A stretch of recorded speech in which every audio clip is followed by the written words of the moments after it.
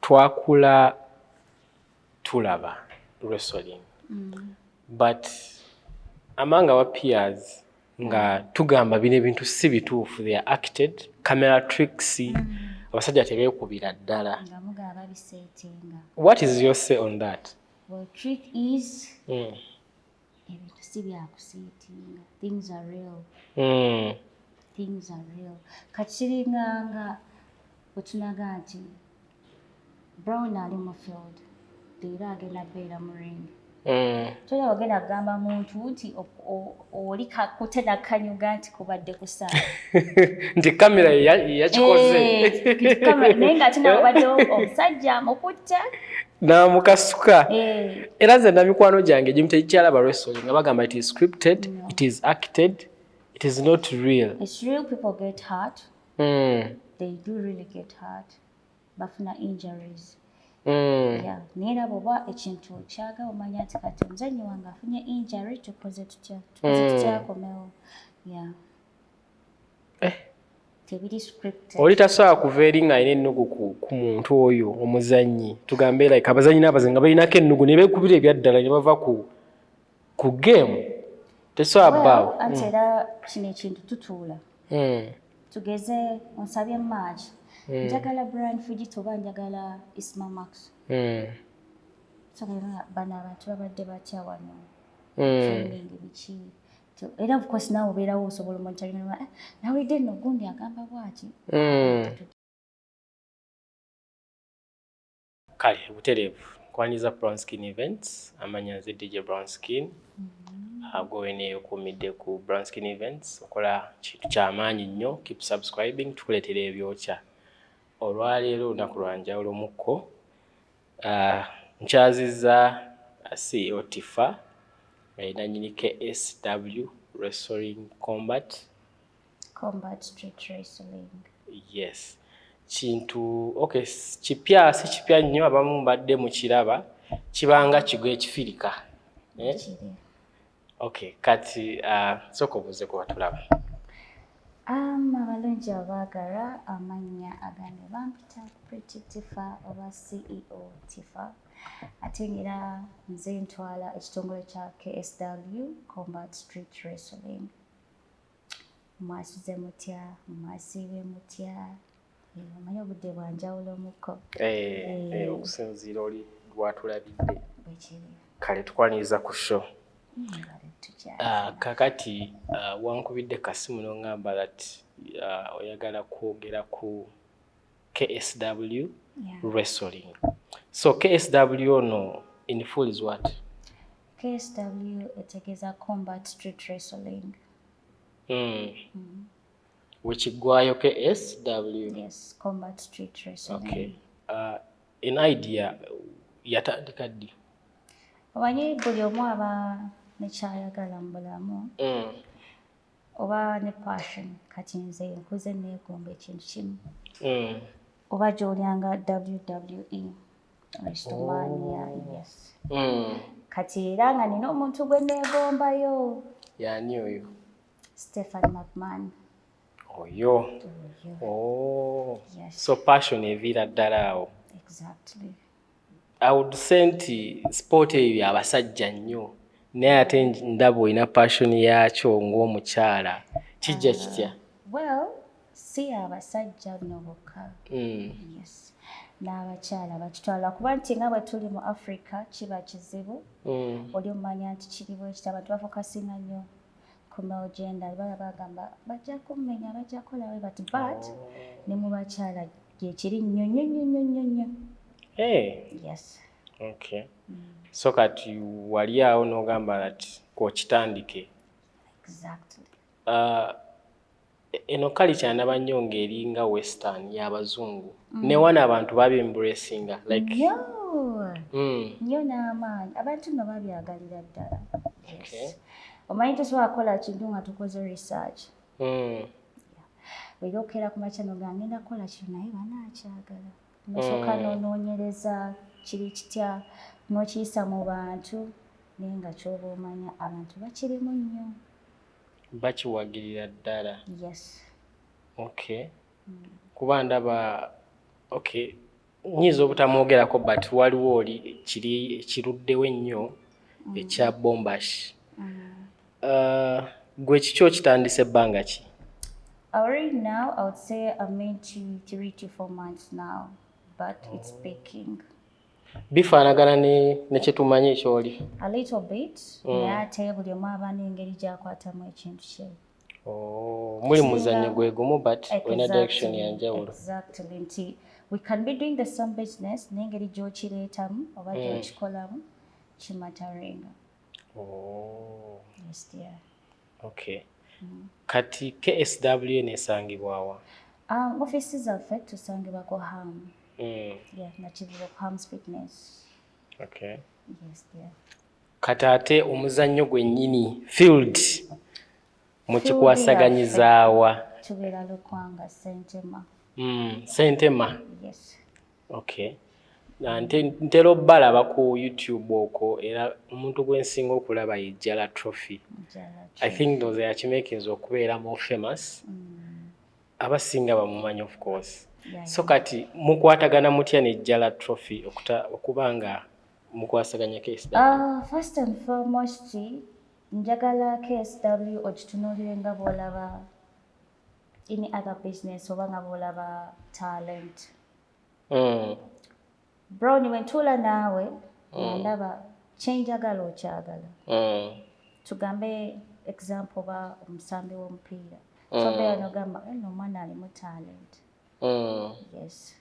So kyenjagala kyayagala nti we are in a field where we all love what we're doing. Yes. Okay. So kati mwasalawo mukwatagane mutandikewo ekyo ekintu. Bwakire. Akiruddemu ebba. Okay. Sigwe mulundi ogusooka omulaba. I think he has experience. Yeah, he does. He does. Okay, okumumanya kye yali akola oba alina kye yali akola emabega awo? Okumumanya, this is someone I've known for some good time, for some good years. We've been sharing ideas. Nti whatever he has been doing, akirinako kulungi, akola kino, akola kiri, oba ekitegeera. Ate bwe muba nga you guys are friends, kiyambako nnyo ku building ekintu. Kati mu KSW akola ngani? Kitwale nti eri brand ayina agivuga, and that is me. That is you, but ate ye muzanyi oba? Muzanyi. Yes. Okay, okufuna abo abazanyi kiki otunuulira? What criteria do you use okusporting abo abazanyi? First and foremost, teri muntu gwe bazaala ng'ekintu akimanyi. It's all about the love and passion omuntu gy'aba n'ekintu ekyo. Nti bro, it's not that ogendako akumala togambe wrestling mumanyi. Wrestling abanga omuzannyo omulala nga bulaba netball, football, volleyball. Yes. Era kasita ojja n'ongamba ekintu nkyagala. We start the training. Trainings ezo muzikolerawa? Training tuzikolera ku Ham's Fitness every Thursday. Yeah. Ham's Fitness? Yes. It's a gym. So every kati Thursday, buli ayagala okuyingira KSW ajjaawo? Yeah. Kasita otuukaawo you either kiyinza okwanguyira nnyo kuba abasinga bagamba twagala trophy. Oh yes. Yeah, bw'otuuka ku Ham's Fitness nobabuuza njagala omwami gwe bayita trophy. Jala Trophy baba bajja mukulaga. Era bw'otuuka ku trophy oba ogenda funa nze. Okay. Era alaba gwe CEO. Exactly. Gwa stampingamu nti kataate oyina skills in any trainings eza wrestling? Do you have any skills? I do. So ogenda mu ring? Tosobola beera n'ogamba nti ngenda kukola ekintu n'otagamba nti nange kankigezeeko. Wenkuleetera abaana ab'obuwala. Era mbalaba babeeramu. Era yabavaayo omwana ow'obuwala nga neewulira. Ajje. Katuyingira field. Okay. Yes, darling. Okay. Ndaba nnyo nga mu ring eyo. Okay, nzimba yayo eri etya. Ndaba nnyo nga muzannyira nnyo mu tosi. Lwaki kiri bwe kityo? Tuba tujjayo kiri nti twagambye street wrestling. You get nti buli kintu kitandika ng'obesingidde ku ki kulinnya. If I said Kombat street wrestling ate ne nkutwala mu kisaawe kiralamu kiba kati oba kitegeeza ki? Oba you get the point, yeah. Naye ate wrestling oli gwe tumanyi babeera mu professional rings. Spicing up. Nabo batandikireeyo. Ati kati bo bawayo ekintu kya balina engeri gye bakizimbamu fe tulina engeri gye tukireetamu tosobola tambulira mu kkubo oli bo kitegeera baga bakoze copy and paste. You get the point? Yeah. But with time you upgrade mpola mpola. But for now tugenda tambulira kulinnya nga bwe Kombat street wrestling. Exactly. Okay. Reactions z'abantu ziri zitya? Well, so far not bad. People picking. Batwagadde. Towulyangayo nga oli agamba mukopya abazungu mulese their culture here. Ate by the way, most comments that we get abantu bali inspired. Oyake anagamba olaba musobola okukola ekyaba kitegeeza naffe tusobola okukola ekisinga. Kubanga kintu kipya wano. Exactly. Kuba abasinga babiraba kutibeta kibeerayo kitya abamu baba balowooza kiri fake ebitya naye kati oli bw'akyala omusajja akubye munne. Does the National Council of Sports recognize you as a sport, as a sport? Does it recognize it? It does. It does because wano mu ggwanga bw'oba okola it's risky. Oba tukoze tukivuga ebiseera ebisinga tuba tukikola ki tokigeza. Kuba ndaba abaana beekasuka. Exactly. Oli n'akwatamu. Pozi gy'atofa akozesa ki? I know that Kasale bakafa mtakavayo na omanyi gwe nenganga no banga nzigumidde. So kati kiri mu mateeka. Exactly. Yeah. Nti tubane contract sino ogisomamu. Boyita. Good. Okay. Kati ebyo before how do you spot ebyo before bye muzanyiramu? Well, ateranga business yonna nga bono gamba nti ngenda teeka edduuka mu kifo gundi do research. Wrestling si bwe wantu ogenda oteeka in a tiny place. Yeah, era oba olina okukola nnyo research kifo ki ettaka liri litya kuba n'ettaka limataringa. Yes, wano banga wagonda. Exactly. Kuba tugenda kukola wrestling abantu nabatwala ku lukalu nga wakalu nnyo. Kuba nakinyire bakubawo bugamba sajja menye embirizi. So you do research n'ettaka lyawo liri litya bwe bityo. Okay, si wala nnyo kuba kati ebikonde ebisinga tulaba wali kuha mu kibuga balina rings awo kumpi. Don't you feel nti gye muzannyira wala nnyo abantu okutuukayo? Well, it's not far. It's not. It's a safe place. Kitegeezo oli waaba akyagala era akinoonya n'agendayo. Like it's not deep. Ngabo gati tugenda kolera gune tuli munda mu kyalo. No, literally tuli kukubo. Okay. So kati bino KSW eberawo buli ddi. So every Sunday matches ziba gyeziri. Every Sunday kutandika ni sawa 9. Sawa 9 every Sunday. Okuyingira kubeera kutya? For now, tubadde nga omanya ekintu kyonna ng'onookifunamu, you don't start with pressure. For now, interest is free. Because twagala tukyagazisa abantu. Agenda okuddamu okujja ogenda omugamba nti mune interest yakusasula ng'akola ki? Amanyi kyagenda okulaba. But for now, nga bw'ogaa nti I've introduced something new. Bani basooka n'ekibaagazisa ne bamanya kyeki wrestling kyeki. Yeah. So it is open for everyone. Interest is free. Okay. Yeah. Okay, what is your sense of chili personal? Okay. How do you benefit? Like mufunira muwa? How do I benefit? Yes. As you sente zoteekamu ozijjawa era osuubira okufunamu otya as any other business? Well, just like any other business, bw'oba okola edduuka toliteekako nnyo mind nti nina kujja wano source of everything. Otunuulira kya mu maaso. So waking up in the morning, nenga njagala be wrestling. Which I sat there, I'm like, what do I want? What do I love? I love wrestling. Okay. How do I start? What am I gaining? Nechiteka in my mind, for the start, sigenda kola chini, not take I have to lose for the start. But mu maaso, nina hope nti when bande se brown skin nina kola chinjagala. Trust me. For example, tutogere kujjala trophy.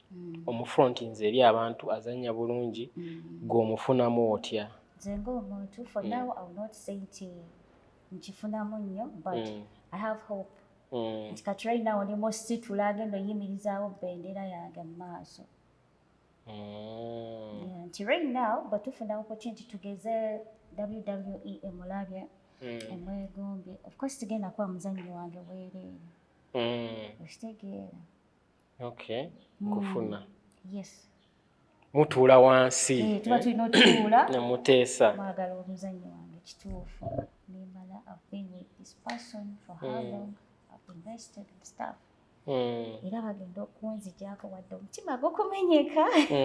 Naye ogamba nkomezaawo kye nateeka. Naye nga abo abazungu, do they come for those things? Okulaba wrestling w'ekifirika? They do. Bw'ogenda ku YouTube channel yaffe era oba olaba. Mubaamu comments nga ono si weewaffe. Because they're interested.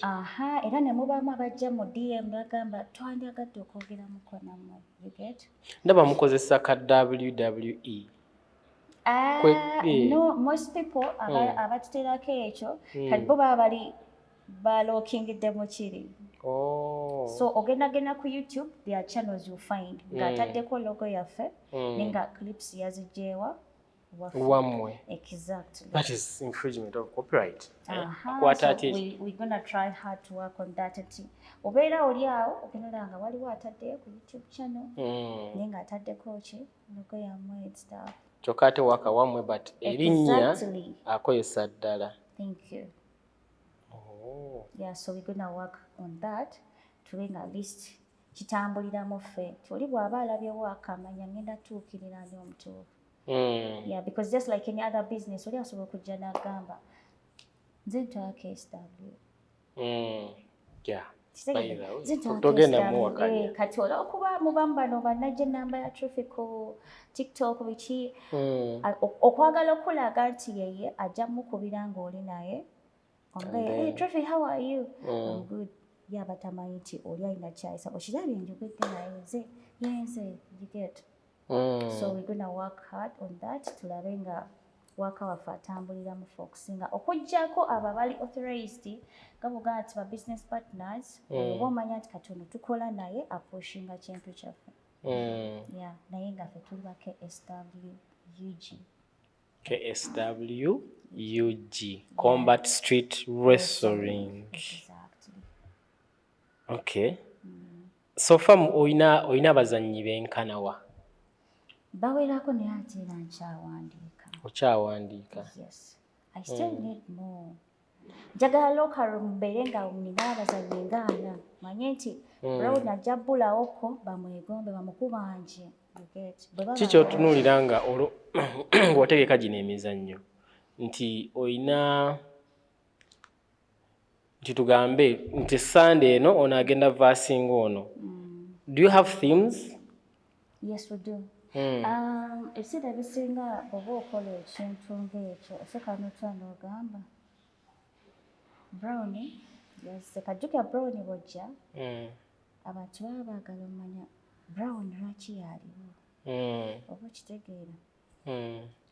Kati bwe mbawa Brown netwa nendoza mukale Brown yazze ani gwe nyinza oleeta ayinza balaga nti ki something is real.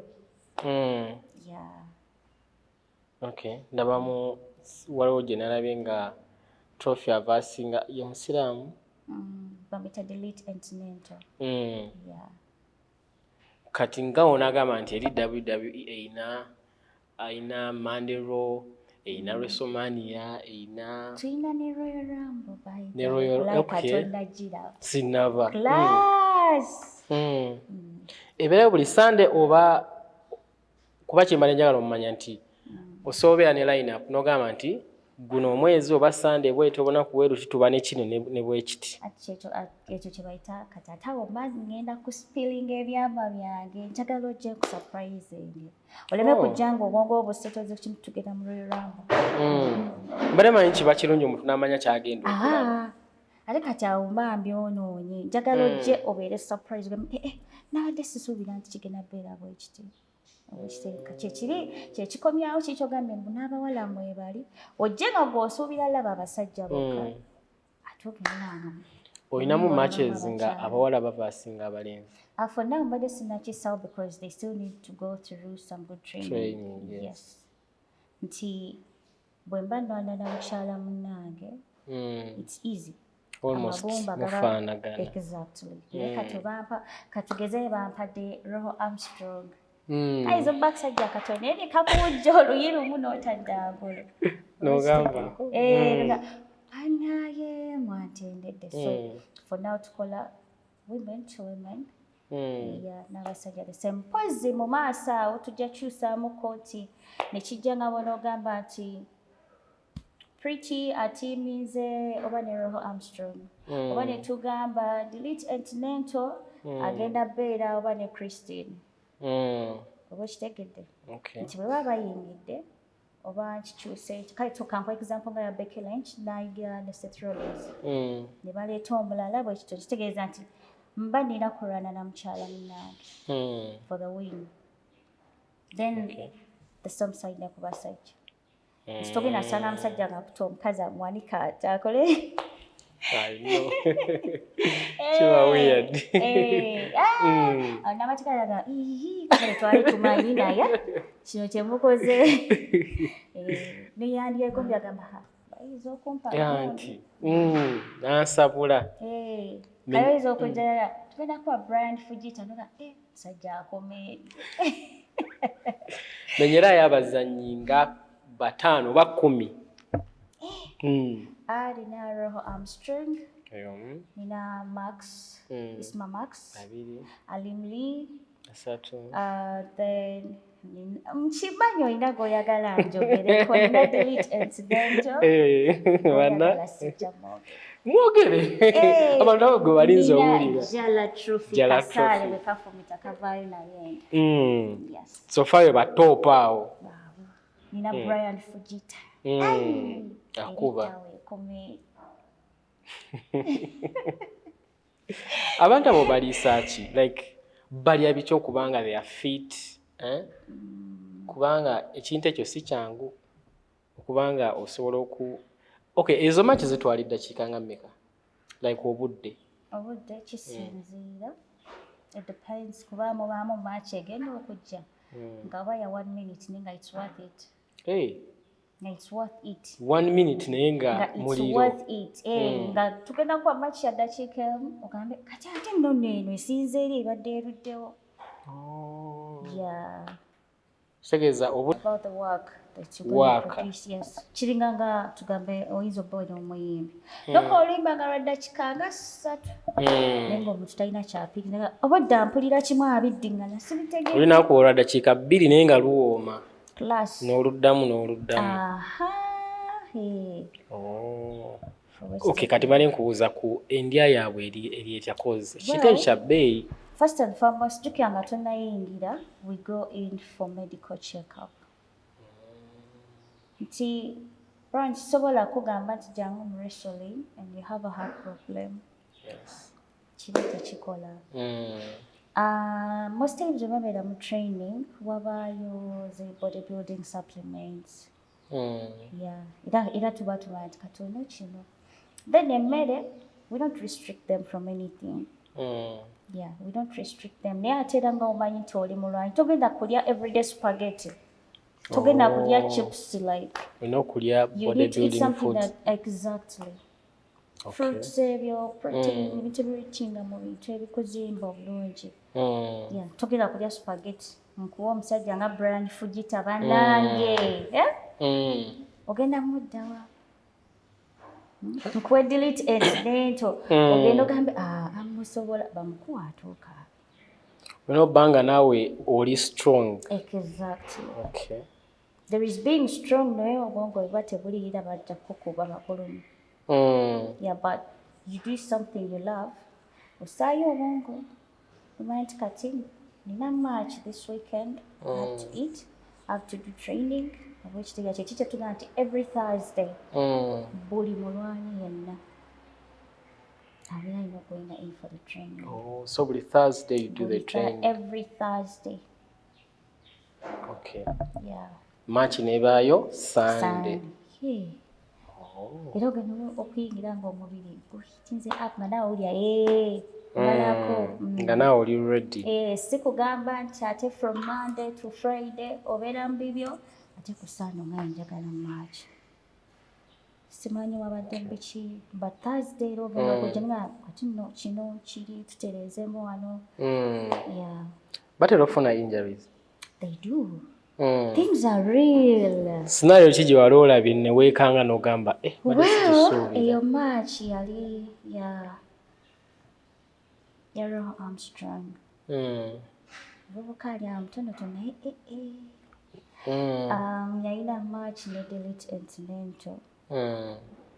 Ne we nali nawulira nga nsanya tegamba nadde engule. Pose n'endala yali ya is it Yalia Isma. Oh my. Wali olayiko omuntu nga mukozi ekintu oli n'osanyalala.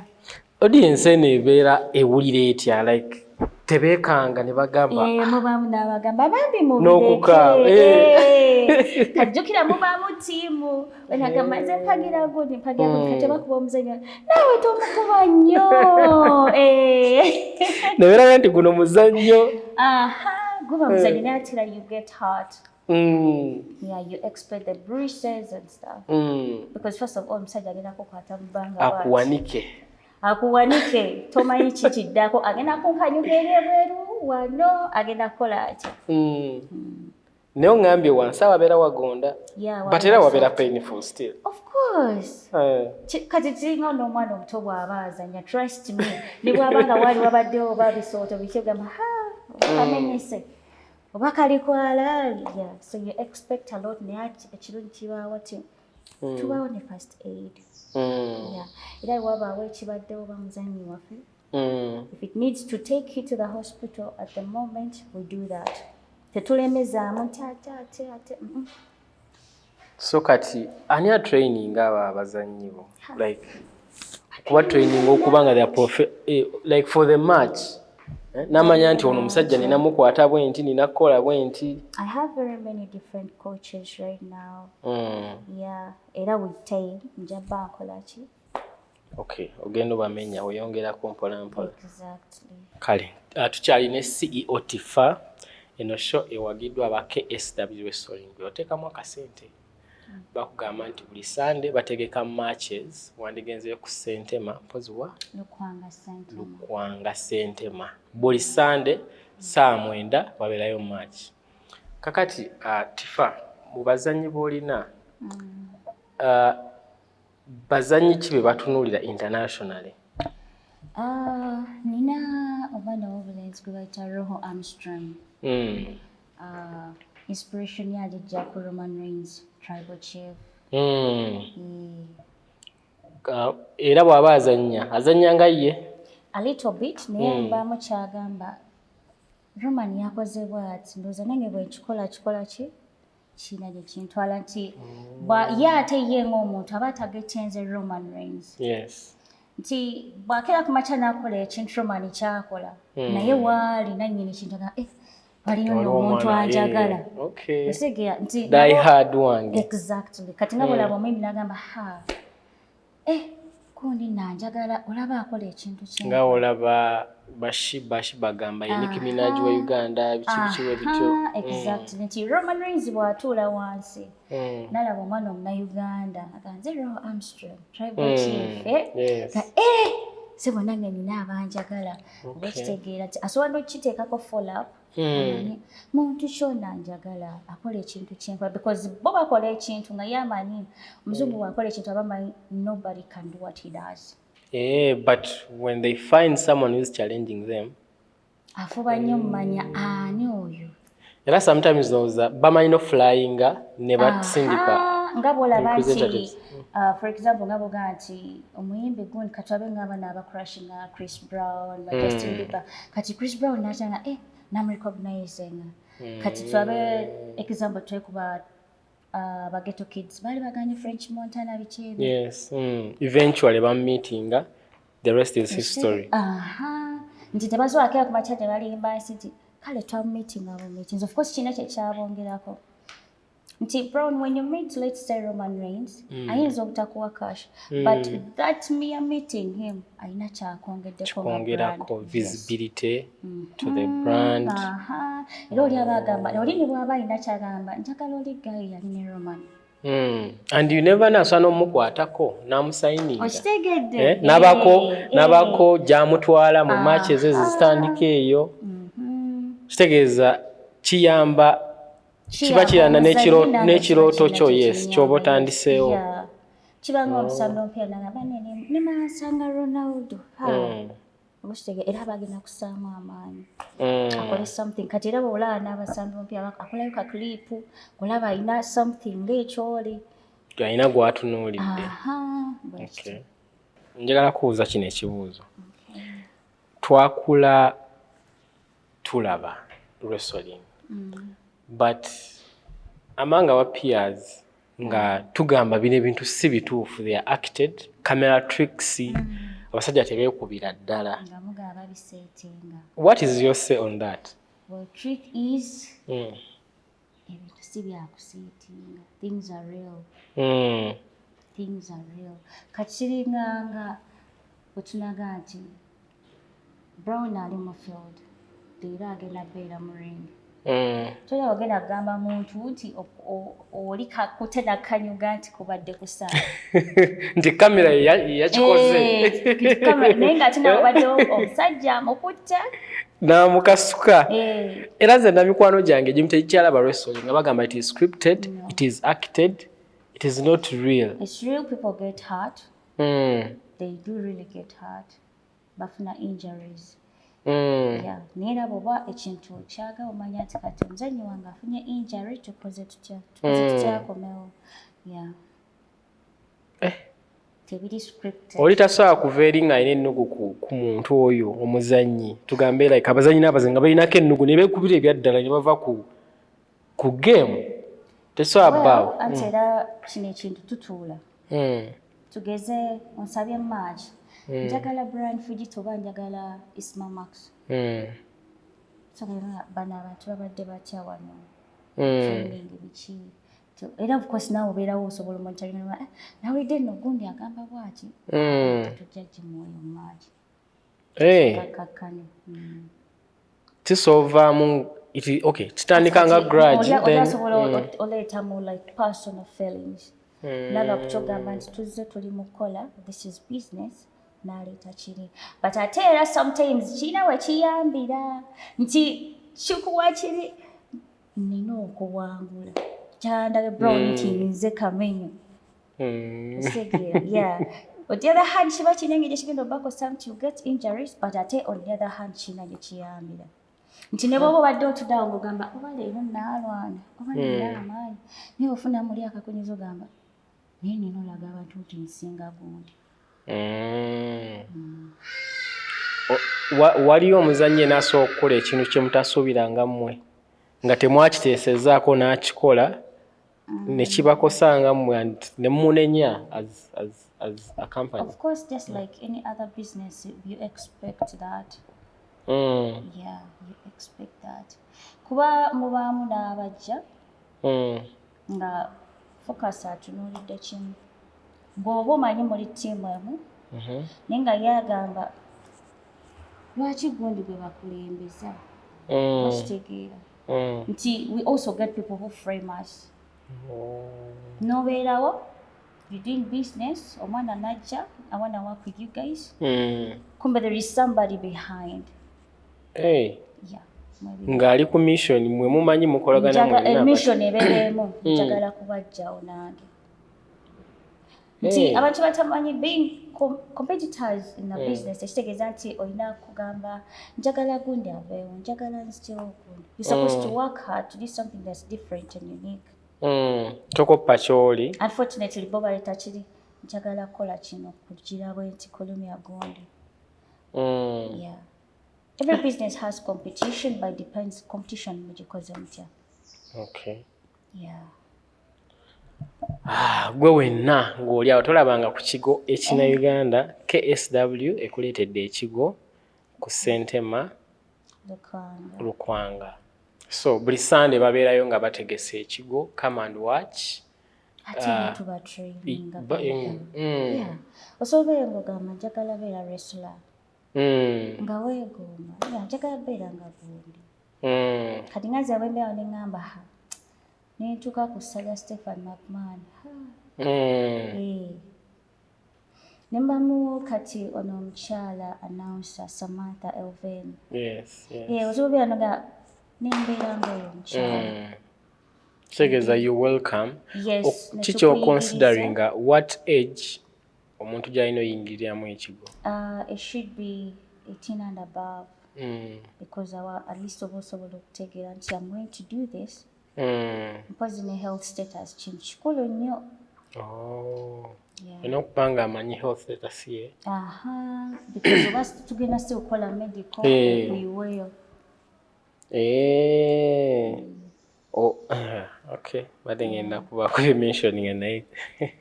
So kati olina obba ng'oli well off, ng'oli fit. Kirungi mulina aba-doctors bakebera. Anti era kiki kye nkugambye ojja kujja onnimbe you're going for medical ate kuyiwe. Aye tojja gamba ati kuno teyanjagaliza because we literally don't know each other. We met. Is there any fee omuntu gy'asasula okujoininga? For now, nga kiri bwe nakyewogedde mu kusooka nti when you're starting a business, you don't over focus on what you're gonna earn at the moment. Otunuulira situla kintu kyo. So for now, free registration, wrestlers, referees, announcers. Gabe number kubana contacting. Okay, contacts mbadde nsaba okkiriza embawe 3. This is okay. Tewali buzibu. Yes. You can get your phone. Basangibwa wali ku ham, wali offices. Yes. Wali offices zaabwe. So kalagenda banga bawe number is official osobola okukuba and then you join them. Yes, it is a sport. Yatandikira wano. Mwana waffe Nyagonze International. Olaba gobo labanga ekyokusaaga but bantula wansi ne ngamba Diligent Netono yali naffe. Yes. Sma Max yali naffe, Brian Fujita yali naffe. Nti at the end of the day China kyekiyamba on both sides. Yes. Nti oyinza okuba on the soul genze upgraded but nange obondekedde erinnya nti buli omu ajagamba kunino yavamu gundi nange kamende. So abazadde bw'oba olina omwana ng'abyagala like si bibi.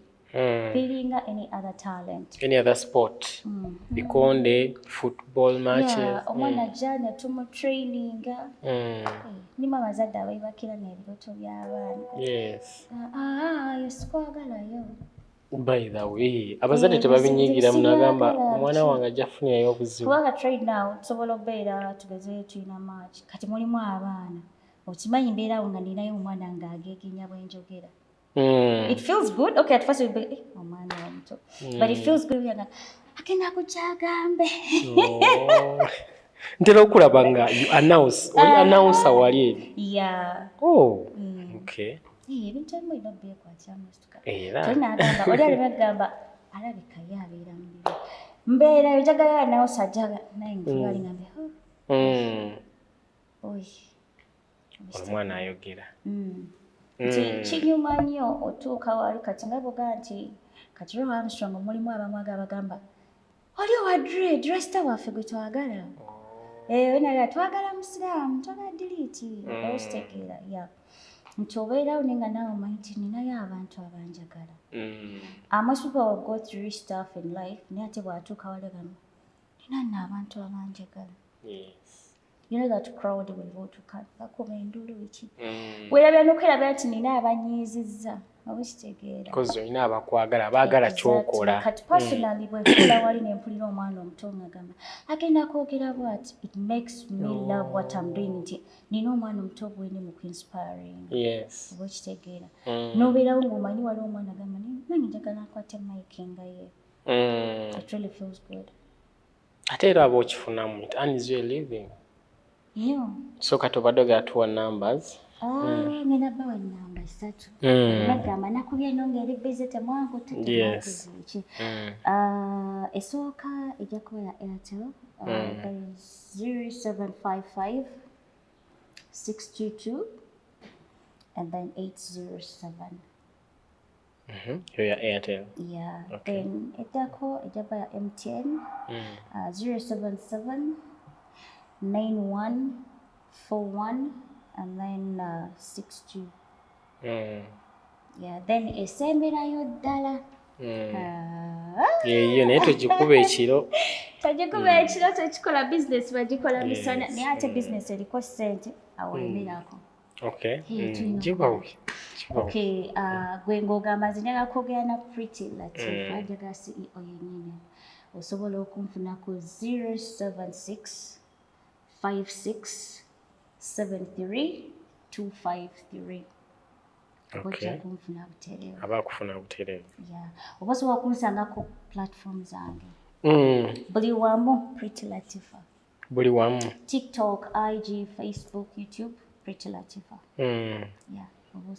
Era ne wansi njateekako ezo enamba so that nti bazifune bulungi. Baleeta abaana bayira. Mulimu abaana bayira. Okimanyi nti mulimu abaana abalina talent nga bali in deep places ng'asobola ekintu akisobola naye ng'alina fear. Bamanyi no bademoralizinga. Buli lw'oba oyagala ekintu n'otunuulira the crowd tomalaako nti singa nakera ku makya ne ŋŋamba banandaba bati buli weweetiiririra.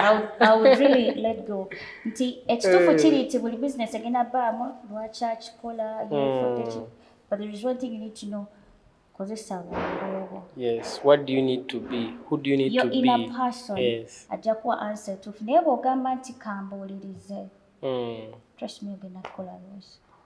Mulimu abagenda okugamba tebiriimu naawe tebifuna omala budde mubaamu ne baana abatubeera ku lusegere you can have people around you nga literally yandibadde ako empowering kumbe akudemotivating nawe bireke biveemu tetujja kuwanika. Yes. Tetujja kuwanika naye nga abaana ab'obuwala n'ab'obulenzi ba wrestlers, ba referees, ba announcers. Bonna nkyawandiikira ddala. Kyabeetaaga. So you're all welcome. You are all welcome. The door is always open and the door is always open if you want to leave. Kati obuzibu bwe buli. Nga bamaze kukola shega ate ogamba oyagalako. Kiba kirala yes. Kiba kirala. Because timu gye nkola nayo they are all loving and welcoming. And professional. Ntugenda yiga ebintu bingi kyobadde tomanyi kati ate Brown kyabuuzizza byaddala si byaddala kola ogwojjo gamba abantu bane byaddala. So do you sign contracts with them? We do sign contracts. Because bw'oba olaba kino ekintu bw'oba tekirimu contracts kiba kigenda kutawaanya. Omwana alina omanya etteeka erimufuga. Ayinza ofuna numbers n'erinnya ate tayagala. Bayira wabava ewala tulina aw'okusula. So tobeereyo n'ogamba nze nva wala nva Masaka nva Jinja. We do accommodate them. Yeah, oyinza obba ova wala nga kati nva wala nakikola ntya. Tulina accommodations. Okay, kintu kirungi kya mulembe. Tulina accommodations. Negamba ate transport nteekamu.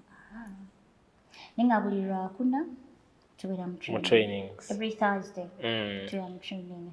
Bw'oba tolabye nze ojja laba gayi bamuyita manager Muyonjo. Bw'oba tolabye ye ojja laba Jala Trophy. Okay. Yeah. kale weebale kujja. Nange mwebale kumukyaza. Yes. Let us hope nti ogenda sigala ng'okomawo nga tutambuze enjiri. Teri kuwalika. Yes. Kale obadde mulabi mulungi wa Brown Skin Events. Tukomye wano eno batukyakuleetera ebyokya bingi. Kasooke neebaza abantu beelukwanga bandazirawo. Oh bambi gy'otegekera. You know starting something the first day crowd neesalako. Abantu beelukwanga Sentema muli 3. Muli gumite. Yes. Naye ate era abaana temubakkiriza okigezaako. It is PG rated. Parental guidance. Abaana baba balina okubannyonnyola nti oli omwegomba naye asooka mu training. Asooka training. Yes. Bo bamanyi kasita ova wali njagala kubeera nga gondi kayingira ring. So you need to first go in for the training. Olyoka obeere ng'oli okuguke. Okay. Kale tusigadde tujja nga tubyogera mu shares eddako awo. Kale obadde mulabi mulungi. See you next time. Bye bye.